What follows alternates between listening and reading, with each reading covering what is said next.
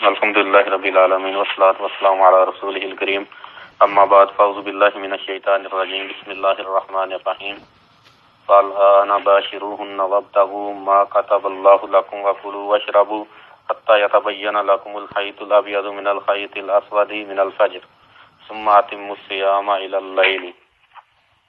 کتاب الصیام ہم پڑھ رہے ہیں، تو کتاب الصیام کے اندر آج کی حدیث مبارکہ جو ہے وہ اس موضوع کے متعلقہ ہے کہ اگر حالت روزہ میں کوئی آدمی اپنی بیوی کے ساتھ تعلق قائم کر لے تو پھر کیا ہے، روزہ ٹوٹے گا تو پھر اس آدمی کے اوپر کیا چیز لازم آتی ہے۔ تو حضرت ابو ہریرہ رضی اللہ تعالیٰ عنہ کی روایت حافظ ابن حجر لائے ہیں۔ حضرت ابو ہریرہ رضی اللہ تعالیٰ عنہ روایت کے راوی ہیں، کہتے ہیں کہ ایک آدمی نبی صلی اللہ علیہ وسلم کے پاس آیا اور اس نے کہا کہ یا رسول اللہ میں ہلاک ہو گیا ہوں۔ آپ صلی اللہ علیہ وسلم نے کہا کہ اس چیز نے تجھے ہلاک کیا ہے؟ تو اس نے کہا کہ میں رمضان میں اپنی بیوی پر واقع ہو گیا ہوں، تعلق قائم کر لیا ہے اپنی بیوی کے ساتھ۔ تو اللہ کے نبی صلی اللہ علیہ وسلم نے فرمایا کیا تیرے پاس کوئی ہے غلام وغیرہ جس کو آزاد کر سکے؟ تو اس نے کہا کہ نہیں۔ آپ نے فرمایا کہ کیا تو استطاعت رکھتا ہے اس چیز کی کہ تو 2 مہینوں کے مسلسل روزے رکھے، مسلسل 2 مہینوں کے روزے؟ تو اس نے کہا کہ یہ بھی مجھے استطاعت نہیں ہے۔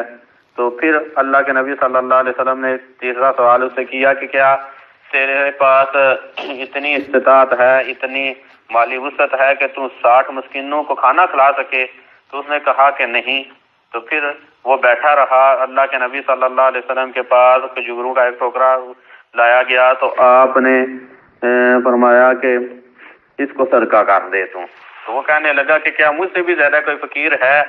یعنی کہ ان 2 سیاہ پہاڑیوں کے درمیان، مراد مکہ کے درمیان، ہمارے گھر والوں میں سے بھی کوئی زیادہ فقیر ہے؟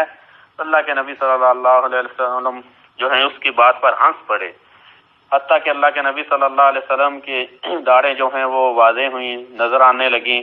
تو اللہ کے نبی صلی اللہ علیہ وسلم نے اسے کہا کہ جا کر تو اپنے گھر والوں کو ہی کھلا دے۔ یہ روایت جو ہے سیاستہ کے اندر موجود ہے اور مسند احمد وغیرہ کے اندر بھی یہ روایت موجود ہے، اور مسلم کے الفاظ تھے یہ۔ تو اس روایت کے اندر ایسا آدمی جو اپنی بیوی کے ساتھ حالت روزہ میں جمع کر لے، تعلق قائم کر لے، تو اس کے بارے میں اس کے کفارے کو بیان کیا گیا ہے کہ اس کا کفارہ یہ ہے کہ وہ آدمی جو ہے گردن کو آزاد کرے۔ گردن آزاد کرنے کی استطاعت نہیں ہے تو مسلسل 60 دن کے 2 مہینے کے روزے رکھے۔ اگر وہ بھی استطاعت نہیں رکھتا 2 مسلسل مہینوں کے روزوں کی، تو پھر اس کے لیے یہ ہے کہ وہ 60 مسکینوں کو کھانا کھلا دے۔ تو اس حدیث مبارکہ کے اندر ایک چیز تو یہ ثابت ہوئی کہ جماع سے روزہ باطل ہو جاتا ہے، روزہ ختم ہو جاتا ہے آدمی کا۔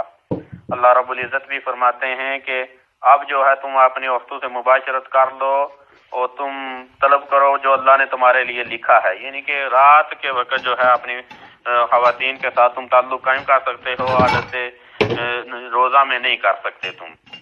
اور دوسری چیز اس حدیث مبارکہ سے یہ ثابت ہوئی کہ اہل علم کی طرف جو ہے سوال پوچھنے کے لیے رجوع کرنا چاہیے۔ اگر کوئی مسئلہ جاہل کو پیش آ جائے تو اسے چاہیے کہ وہ اہل علم سے جا کر پوچھے کہ مجھے یہ چیز پیش آئی ہے تو اس کا کیا حل ہے۔ وہ آدمی نبی صلی اللہ علیہ وسلم کے پاس آ کر اس نے دلیل پوچھا تھا کہ مجھے یہ مسئلہ پیش ہے تو آپ اس کا حل بتائیں۔ اور اسی طرح اللہ کے نبی صلی اللہ علیہ وسلم کا حسن اخلاق اس سے پتہ چلتا ہے کہ اللہ کے نبی صلی اللہ علیہ وسلم نے اسے ڈانٹا وغیرہ نہیں ہے کہ تو نے یہ کیا غلطی کر لی ہے، تجھے پتہ نہیں تھا کہ یہ غلط کام ہے، نہیں۔ اللہ کے نبی صلی اللہ علیہ وسلم نے بڑی نرمی کے ساتھ اس کے سوال کو پہلے سنا، سوال کے سننے کے بعد اللہ کے نبی صلی اللہ علیہ وسلم نے اسے جواب دیا۔ اور اسی طرح اس حدیث کے اندر جو ہے وہ کفارہ جو ہے کفارہ مغلظہ لازم آتا ہے، جو کفارہ ظہار بھی ہے کہ ایک گردن کو یعنی کہ ایک مومن غلام کو آزاد کرنا ہے۔ اگر استطاعت نہیں ہے تو پھر 2 مہینے کے مسلسل روزے، نہیں تو 60 مسکینوں کو کھانا کھلانا ہے۔ اور اس جو ہے حدیث مبارکہ کے اندر ایک چیز یہ بھی پتہ چلتی ہے کہ جو کفارہ ہے وہ اختیاری نہیں ہے کہ آدمی جو ہے پہلی جو ہے 60 مسکینوں کو کھانا کھلا دے، نہیں، بلکہ ترتیب بیان کی ہے کہ پہلے یہ ہے کہ تم ایک غلام کو آزاد کرو، وہ نہیں کر سکتے تو پھر دوسرے نمبر پر یہ ہے کہ تم نے 2 مہینوں کے مسلسل روزے رکھنے ہیں، وہ نہیں ہے تو پھر تیسرے نمبر پر وہ چیز آئے گی کہ آپ نے 60 مسکینوں کو کھانا کھلانا ہے۔ ان کے ترتیب ہے، یہاں پر اختیار نہیں ہے کہ اختیار ہو کہ جیسا مرضی کر لے، تینوں میں سے ایک چیز نہیں، تینوں میں سے ایک چیز نہیں ہے، بلکہ ان میں سے پہلی، دوسری، تیسری اس ترتیب کے ساتھ جو ہے وہ چلا جائے گا۔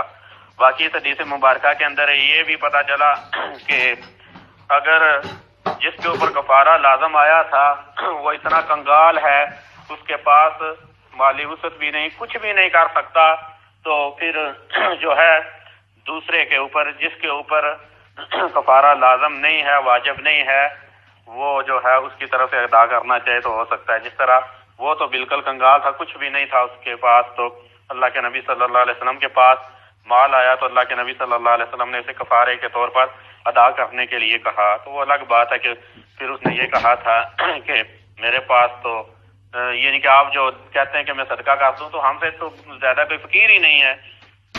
اور اسی طرح اس حدیث مبارکہ سے یہ چیز بھی ثابت ہوتی ہے کہ یہ کفارہ اسی پر ہوگا جس کو علم ہو کہ جماع کرنا حالت روزہ میں یہ غلط کام ہے، روزہ ٹوٹ جاتا ہے، اس کے اوپر کفارہ آتا ہے۔